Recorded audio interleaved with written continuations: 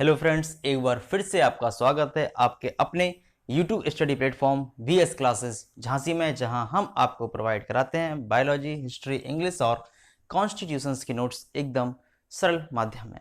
तो बात करते हैं अपनी प्रेजेंट क्लासेस की। तो हम लोग पढ़ रहे थे बायोलॉजी में हम लोगों ने टॉपिक लिया था अपना प्रोटोप्लाज्म यानी कि जीव द्रव्य, और उसमें हम प्रोटोप्लाज्म के पार्ट कोशिका द्रव्य को पढ़ रहे थे यानी कि साइटोप्लाज्म को। तो साइटोप्लाज्म हम पढ़ चुके थे, और अब साइटोप्लाज्म के जो अदर पार्ट्स हैं, पार्ट्स ऑफ साइटोप्लाज्म या कोशिका द्रव्य के अंग या भाग जिन्हें कहते हैं, अब हमें क्रमशः उनके बारे में पढ़ना है। तो सबसे पहला जो भाग है वो है आपका कोशिका कला यानी कि सेल मेम्ब्रेन। जैसा कि हम आपको पिछले वीडियो में बता चुके हैं कि हमें किस किस पार्ट्स के बारे में पढ़ना है, तो वो आज हम कंटिन्यू करते हैं।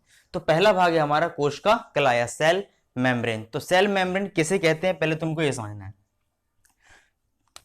सेल मेम्ब्रेन, ये जो आप एक प्रारूपिक कोशिका देख रहे हैं, इसके चारों तरफ एक ये जो कोशिका भित्ति है, तो कोशिका भित्ति के भी अंदर की ओर एक ये और एक वॉल की तरह होती है, यानी कि एक रक्षात्मक आवरण है। जो कोशिका भित्ति भी एक रक्षात्मक आवरण है, लेकिन इसके पहले एक ये आवरण होता है जिससे जीव द्रव्य जो है पूरा कवर्ड रहता है। इसे कहते हैं सेल मेम्ब्रेन। यानी कि हम कह सकते हैं कि जीव द्रव्य के चारों ओर एक रक्षात्मक आवरण पाया जाता है। जीव द्रव्य का मतलब होता है केंद्रक, कोशिका द्रव्य, इन सबका संगठन जो है, इसके चारों ओर एक रक्षात्मक आवरण पाया जाता है। इस रक्षात्मक आवरण को ही कोशिका कला या सेल मेम्ब्रेन कहते हैं। इसे कोशिका कला या जो है कि कोशिका झिल्ली भी कह सकते हैं। कोशिका कला या कोशिका झिल्ली, और इसे जीव द्रव्य कला भी कहते हैं। प्रोटोप्लाज्मिक मेम्ब्रेन, इसको जीव द्रव्य कला भी कह सकते हैं। यानी कि इस रक्षात्मक आवरण को जो जीव द्रव्य को घेरे हुए हैं, इसे हम कोशिका कला, कोशिका झिल्ली या जीव द्रव्य कला भी कहते हैं। तो सबसे पहले बात करते हैं कि इसकी खोज या इसका नाम आया कहां से। तो कोशिका कला जो है सबसे पहले 1855 में नागेली और क्रेमर,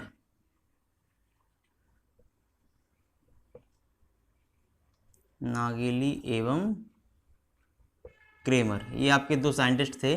तो इन्होंने सबसे पहले इस आवरण को, जब इसका अध्ययन किया, इसका रिसर्च किया, तो सबसे पहले इस आवरण को जो है कि आपको कोशिका कला या कोशिका झिल्ली कहा। इसके बाद एक वैज्ञानिक और आया, उनका नाम था J.Q.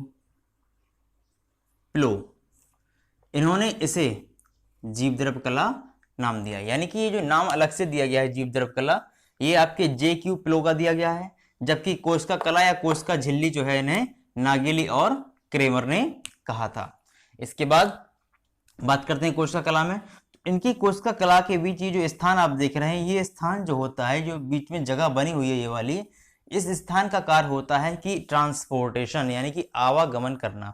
कोशिका कला के अंदर से, ये कोशिका कला जो है, इसके अंदर के जो पदार्थ हैं, इसके अंदर इन पदार्थों का बाहर जाना या अंदर आना, इसे कहते हैं ट्रांसपोर्टेशन, यानी कि पदार्थों का आवागमन। तो कोशिका कला एक कला मॉडल है, एकक कला मॉडल। एकक कला मॉडल का मतलब होता है यूनिट मेम्ब्रेन एक मॉडल है। इनसे होकर के, इन स्थानों से होकर के या इन रास्तों से होकर के एक निश्चित पदार्थ का ही आवागमन होता है। इन स्थानों से होकर के एक निश्चित पदार्थ का ही अंदर से बाहर आवागमन यानी कि ट्रांसपोर्टेशन होता है। तो ये थी आपकी कोशिका कला। तो अभी हमें बात कर रही है इसके रासायनिक संगठन के बारे में। तो अगली हेडिंग जो हमारी है वो है कोशिका कला का रासायनिक संगठन। तो चलिए देखते हैं। तो हम लोग बात कर रहे हैं कोशिका कला के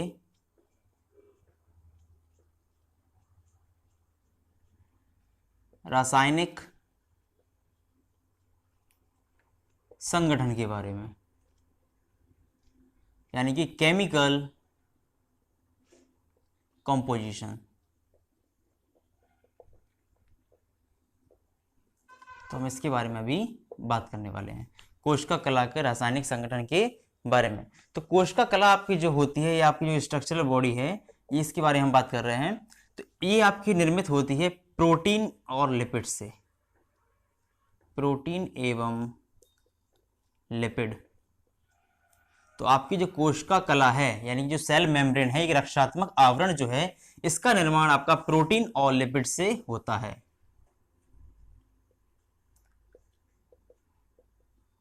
और इनके संयुक्त रूप को ही हम जो है कि लिपोप्रोटीन कहते हैं, लिपोप्रोटीन। तो सेल मेम्ब्रेन का निर्माण प्रोटीन और लिपिड या इनके संयुक्त रूप लिपोप्रोटीन से होता है। तो बात करते हैं पहले हम प्रोटीन की, उसके बाद फिर लिपिड की। तो सबसे पहले बात करेंगे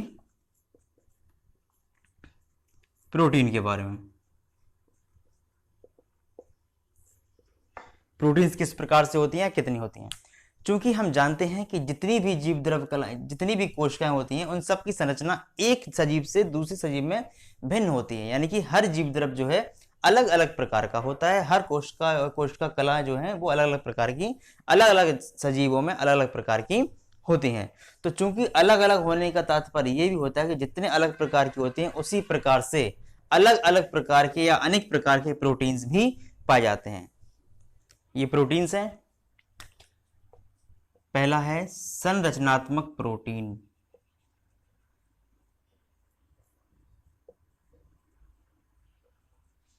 यानी जिसे हम कहते हैं स्ट्रक्चरल प्रोटीन। ये आपका जो है कि मुख्य रूप से सभी कोशिका कलाओं में पाया जाता है, जिसे हम कहते हैं संरचनात्मक प्रोटीन। यानी कि ऐसा प्रोटीन जो कोशिका कला का निर्माण मुख्य रूप से करता है, वो होता है आपका संरचनात्मक प्रोटीन। और इसका अणुभार जो है वो 5 × 10⁴, 5 × 10⁴ इसका अणुभार होता है। दूसरा होता है आपका विकर। ये भी आपका एक प्रोटीन है। विकर को हम बोलते हैं एंजाइम्स। और ये जो प्रोटीन है, एंजाइम्स है, जो विकर है, ये आपका मुख्यतः अंतःद्रव्य जालिका यानी कि एंडोप्लाज्मिक रेटिकुलम, माइटोकॉन्ड्रिया, इनमें पाया जाता है। अंतःद्रव्यीय द्रव्यी जालिका, जिसको हम बोलते हैं एंडोप्लाज्मिक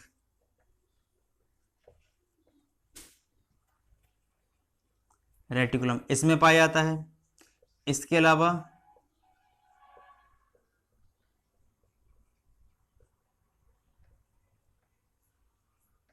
माइटोकॉन्ड्रिया,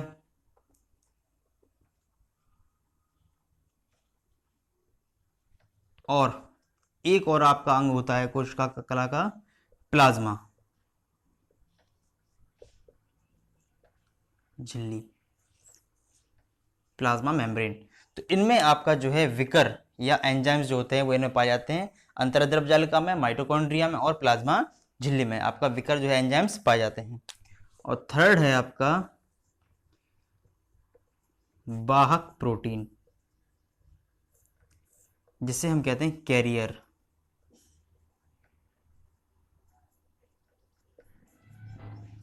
प्रोटीन, वाहक प्रोटीन। वाहक प्रोटीन का कार्य होता है कि यह प्लाज्मा झिल्ली में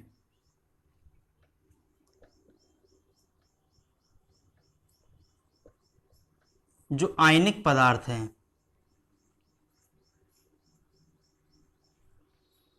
प्लाज्मा झिल्ली में आयनिक पदार्थों का आवागमन, यानी कि प्लाज्मा झिल्ली में पदार्थों का आना जाना, जिसे हम बोलते हैं आवागमन या ट्रांसपोर्ट। आयनिक पदार्थों का आवागमन नियंत्रित करता है, यानी कि कंट्रोल करता है। ये कार्य होता है आपका वाहक प्रोटीन का। तो इस प्रकार से ये प्रोटीन्स आपके पाए जाते हैं कोशिका कला में, सेल मेम्ब्रेन में। संरचनात्मक प्रोटीन, जिसे हम स्ट्रक्चरल प्रोटीन कहते हैं, इसका अणुभार 5 × 10⁴ या 5 × 10⁴ होता है। दूसरा विकर या एंजाइम्स, जो कि आपके अंतःद्रव्यी जालिका, माइटोकॉन्ड्रिया या प्लाज्मा झिल्ली में पाया जाता है। तीसरा आपका वाहक प्रोटीन, जो कि आयनिक पदार्थों को ले जाने का काम करता है, या ले जाने या लाने का काम करता है, यानी कि ट्रांसपोर्टेशन का जो कंट्रोल सिस्टम होता है वो आपका वाहक प्रोटीन करता है। तो अब हम बात करते हैं लिपिड्स की।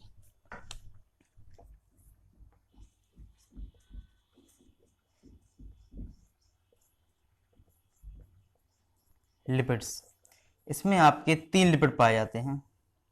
सेल मेम्ब्रेन में आपके 3 प्रकार के लिपिड्स पाए जाते हैं। पहला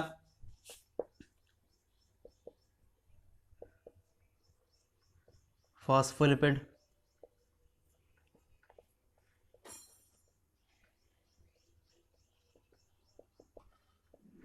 दूसरा होता है आपका ग्लाइकोलिपिड,